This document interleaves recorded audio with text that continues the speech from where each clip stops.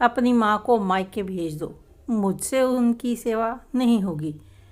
अभी भी ये शब्द छाया जी के कानों में गूंज रहे थे। उनकी बहू सपना इतनी निर्दयी कैसे हो गई जो अपनी सास को ऐसे कठोर शब्द बोल गई। आखिर सपना ने उन्हें 3 साल बाद ही आईना दिखा दिया, लेकिन छाया जी तो सास ठहरी, इतनी जल्दी हार मानने वाली कहाँ थी।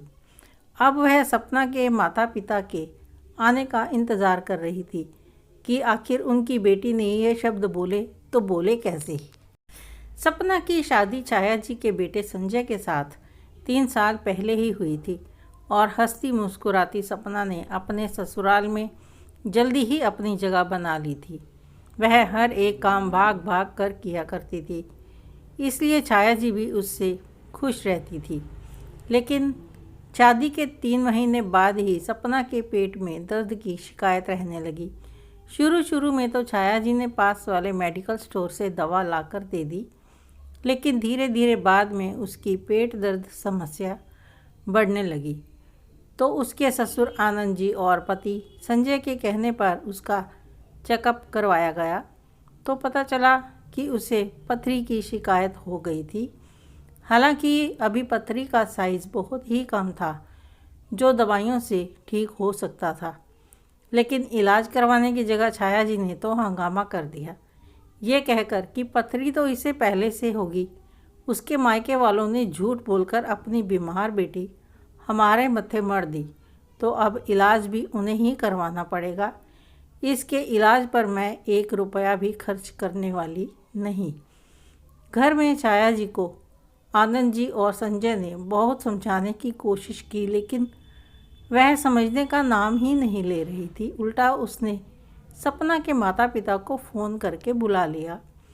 उसके माता पिता दूसरे राज्य में रहते थे, पर रातों रात टिकट बुक करवाकर सुबह सपना के ससुराल पहुँचे। लेकिन वहाँ पहुँचकर ना चाय ना नाश्ता और ना ही कोई और बात। छाया जी सीधा शुरू हो गई, ले जाइए अपनी बीमार बेटी को और खुद करवाइए इसका इलाज। आपने अपनी बीमार बेटी हमारे माथे मढ़ दी। छाया कैसी बातें कर रही हो, तुम कुछ तो सोच कर बोला करो। आनंद जी बोले, आप इसमें मत बोलिए, मैं बात कर रही हूँ ना। यह कहकर उसने सबके सामने आनंद जी को चुप करा दिया। सपना के पापा ने भी कहा, समधन जी, मेरी बेटी को कोई बीमारी नहीं है, पथरी ही तो है।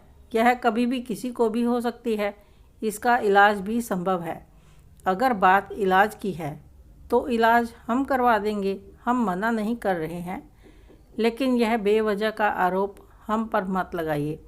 सपना हमारी बेटी है, उसे हम दर्द से तड़पने नहीं देंगे।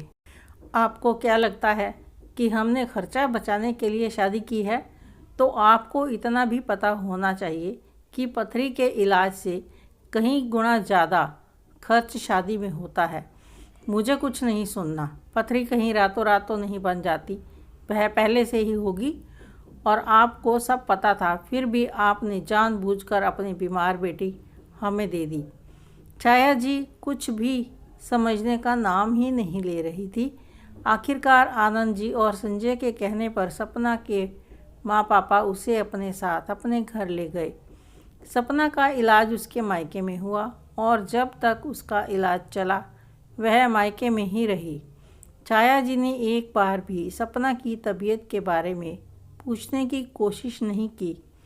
उल्टा पूरी रिश्तेदारी में यह बात उछाल दी कि हमारे समधियों ने झूठ बोलकर धोखा देकर अपनी बीमार बेटी हमारे पल्ले बांध दी। अब अपने माता पिता पर लगे ऐसे इल्ज़ामों के बाद एक बेटी के मन में अपनी सास के लिए क्या इज्जत रहेगी। सपना जब ठीक होकर अपने ससुराल गई तो उसके मन में छाया जी के लिए ज़रा भी इज्जत नहीं थी। हालांकि वह अपना बहु फर्ज बखूबी निभा रही थी। कुछ महीनों के बाद वह प्रेग्नेंट हो गई तो 8 महीनों तक छाया जी ने सपना से जमकर काम करवाया और जब उसे 9वां महीना शुरू हुआ तो उस समय मायके भेज दिया, ये जानते हुए भी कि डॉक्टर ने उसे सफ़र करने के लिए मना किया है। ज़बरदस्ती सफ़र करने के कारण उसे डिलीवरी के समय कई समस्याओं का सामना करना पड़ा था। पर भगवान की कृपा से उसे और उसके बच्चे को कोई नुकसान नहीं हुआ। पर सपना के मन में सास के लिए नफरत बहुत भर गई थी। जानती थी कि दुनिया में कोई भी अमर फल खाकर नहीं आया है। एक ना एक दिन तो सभी को कोई ना कोई तकलीफ़ तो हो ही सकती है। एक दिन छाया जी बाथरूम में फिसल कर गिर गई थी और उनके पैर में फ्रैक्चर हो गया था। तब सपना ने संजय को साफ साफ कह दिया था कि अपनी माँ को उनके मायके भेज दो, मुझसे उनकी सेवा नहीं होगी। किसी को भी इस बात की उम्मीद नहीं थी कि सपना ऐसे शब्द बोलेगी। शाम तक सपना के माता पिता भी पहुंच गए और वे छाया जी के पास उनके कमरे में गए तो वह उन्हें देखते ही बोली, आइए, आपका ही इंतज़ार हो रहा था, सुनिए अपनी बेटी की बात। वह कहती है कि उससे मेरी सेवा नहीं होगी।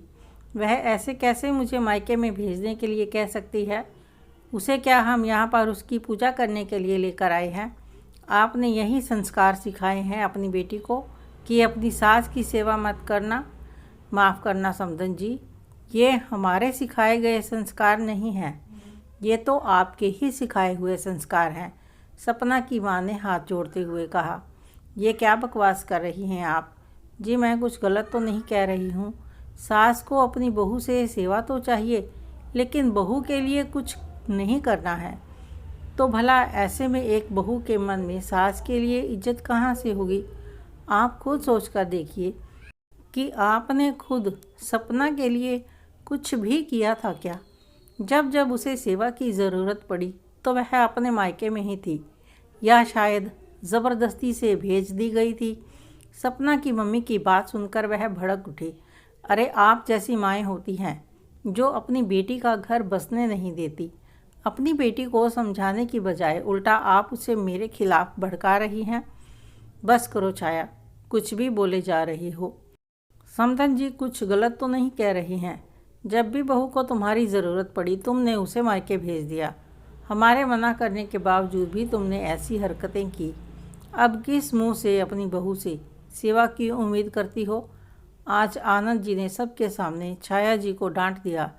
यह सुनकर छाया जी चुप हो गई और सपना के माता पिता थोड़ी देर रुकने के बाद वहाँ से रवाना हो गए।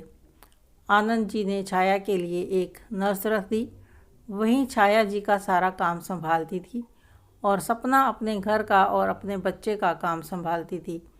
हम लोग ये तो चाहते हैं कि बहू हमारी सेवा करे, पर जब बहू को कुछ ज़रूरत होती है तो उसे मायके का मुंह देखना पड़े, तो फिर हम लोग अपनी बहुओं से सेवा कराने की उम्मीद कैसे कर सकते हैं? आपको यह कहानी कैसी लगी कमेंट करके अवश्य बताएं। अच्छी लगी हो तो लाइक करें, शेयर करें, सब्सक्राइब अवश्य करें। धन्यवाद।